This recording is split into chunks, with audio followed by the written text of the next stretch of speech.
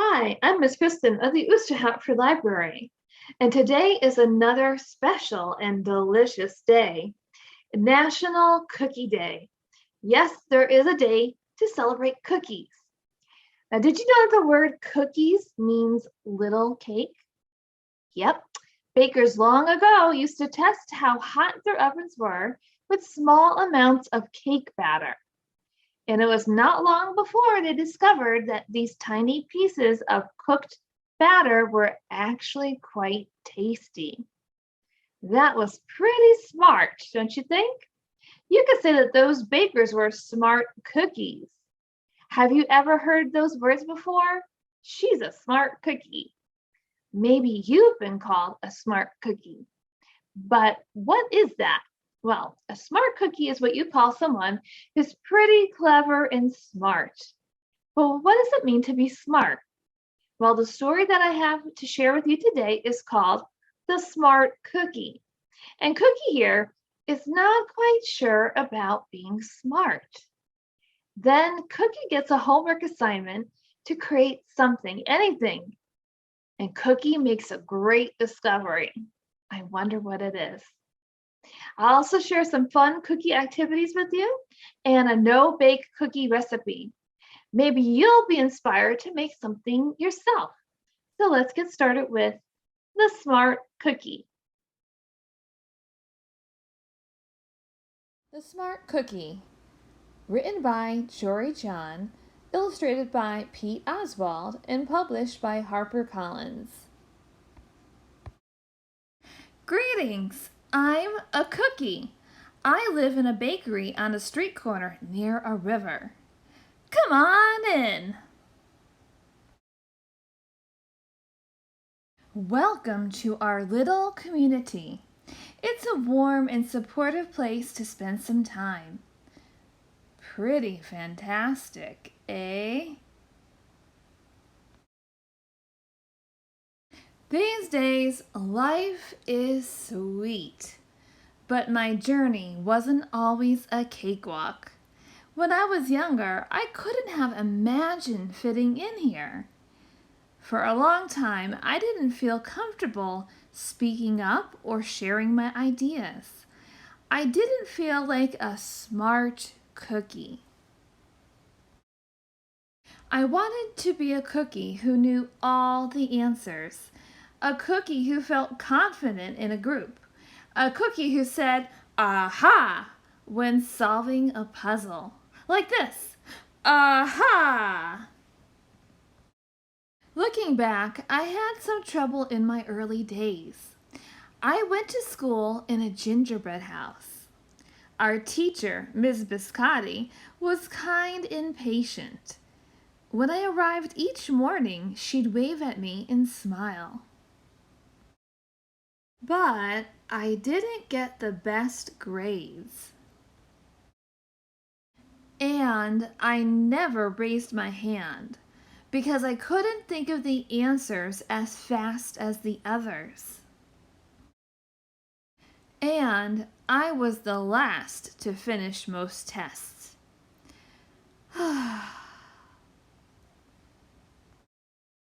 It wasn't because I didn't care, and it wasn't because I didn't try. Sometimes I get distracted and mess up, even though I knew the material. These were the most frustrating moments of all. Once, I misspelled the word dough. That was rough. Another time, I added when I meant to subtract. Occasionally, we'd have a lesson where I had absolutely no idea what was happening. I just couldn't keep up. I imagined that my desk was a raft and that I was completely lost at sea, because that's what it felt like. At night, I slept in a cookie jar. I had about 6 dozen roommates. Move!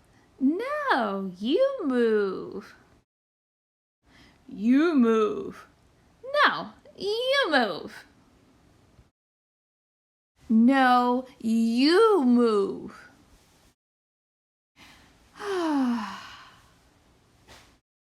I'd stay awake and stare out the window and worry. And it went this way day after day. But then something happened that changed everything. It all started with the homework assignment. Ms. Biscotti requested our attention one afternoon. Tonight, I would like you to create something completely original, she announced. It could be anything you want. Please bring it to class tomorrow. That was it. There was no further instructions. Miss Biscotti winked at me as I gathered my belongings. I felt like I had a million butterflies in my stomach. Create anything? Something original? Due tomorrow? Gulp. When I got home, I immediately went to work. At first, I tried a cooking project. The results were half-baked. Next, I tried to hammer and nail something. It splintered immediately. Then I tried making a sculpture, but it was a complete bust. I wondered if I was about to fail yet another assignment. I was stuck. I stared out the window and watched the rain hit the river.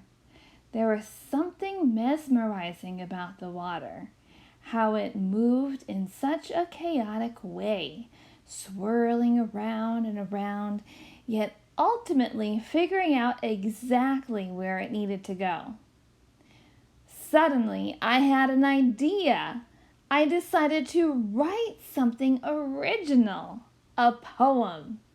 Aha! I came up with the title based on how I'd been feeling. My Crummy Days.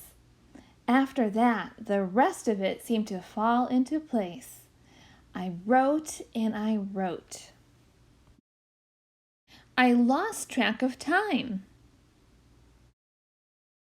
An hour went by in a flash. Aha! I said when I was finished. I couldn't sleep that night, but it wasn't because I was worried. It was because I was excited. I felt like I had really accomplished something. I felt smart. The following day, Ms. Biscotti asked for volunteers to share what we created. One kid showed off his original frosting art. Another kid revealed her sprinkle distribution machine. It was neat seeing how everyone was good at such different things. Finally, Miss Biscotti turned to me. Would you like to share anything? She asked. Gulp, I gulped. I thought I'd probably crumble under the pressure.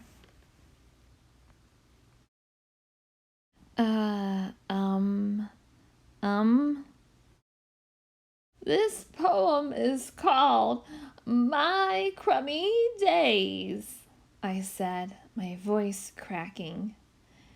And then I read it aloud.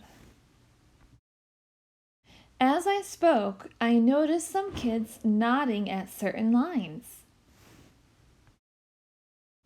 Other kids laughed at parts that were supposed to be funny. As I built toward the finale, I felt myself becoming more confident and animated. And in the end, everybody clapped and cheered. I promise you this, I'll never, ever forget it.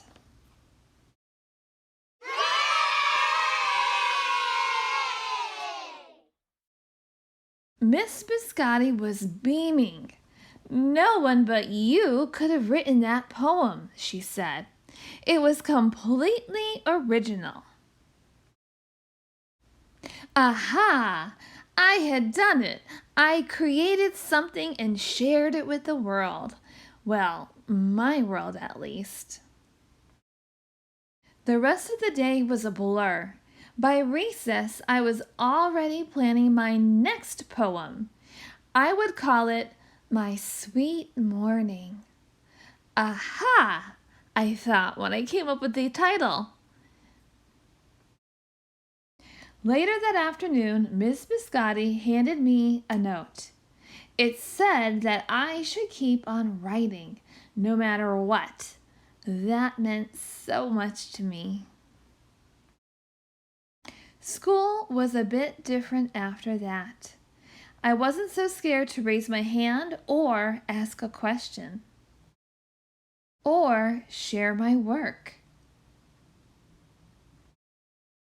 Bonk. Sure, some things still don't come as easily for me as they do for others. But now I know that you can be smart in many different ways. You don't have to have the answers to every question or suddenly be great at everything all at once.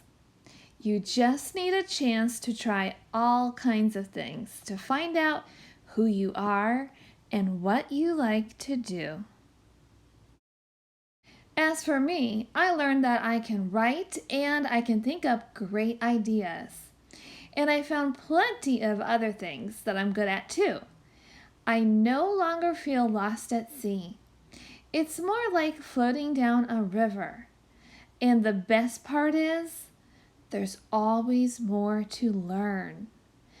Because we're all smart cookies. Aha! Aha! Aha! The end.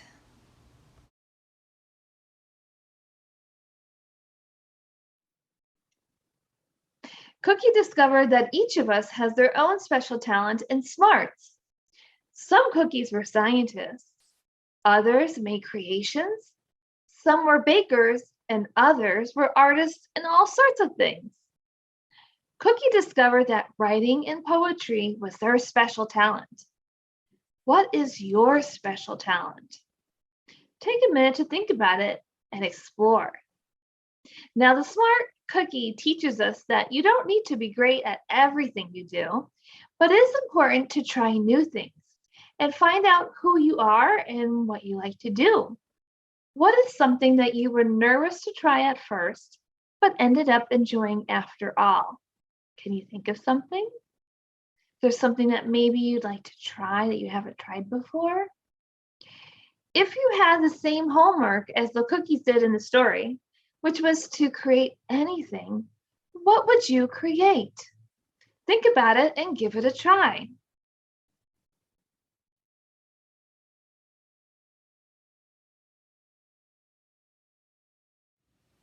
Now for the fun part. Let's talk cookies.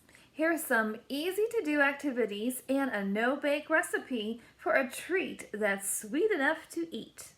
Let's get started. There are so many different types of cookies. Do you have a favorite kind? How many different types of cookies can you think of? Well, let's play the cookie game. Challenge you and your family to think of different kind of cookie for each letter of the alphabet. For example, A is for applesauce cookies, B is for butter cookies, and C is for chocolate chip cookies, and so on. How many more do you think you could think of? Try it out. Have some fun. Well, what's better than thinking about cookies is baking cookies. Now you might think to make a cookie you need flour and to roll out dough, but nope, I'm going to show you some recipes that are no baking involved and all yummy. We can make no-bake PB&J Sammys. You'll need some ingredients like 1 package of vanilla wafers, 1 1/4 cups of peanut butter, 3/4 cups of honey, 1 cup of jam, and some tools like a baking sheet, wax paper, a plastic zipper bag, a rolling pin, measuring cup, mixing bowl, a rubber spatula, and a spoon. First, you're going to cover the baking sheet with waxed paper. You're going to put some vanilla wafers in the plastic bag and use a rolling pin or something heavy to crush the cookies. Put the crumbs into a measuring cup. Repeat crushing the cookies until you have 2 cups of crumbs. Step 3. Put the crushed cookies, peanut butter, honey, in a mixing bowl and then stir well. Step 4. Roll the dough into 1-inch balls. Place the balls on the baking sheet. Then flatten the balls with a spoon. Refrigerate for 2 hours. Step 5. Put a spoonful of jam on a cookie and then set another cookie on top. Repeat for the rest of the cookies and then have a tasty treat. I'll also include some more recipes for other no-bake cookies that you can make at home. I hope you enjoy! Links to no-bake recipes can be found in the description box below. You can check out these no-bake recipe books available at the library. And be sure to check out the rest of the food group series by Jory John. I hope you had fun. I hope you keep exploring, and I'll see you next time. Bye!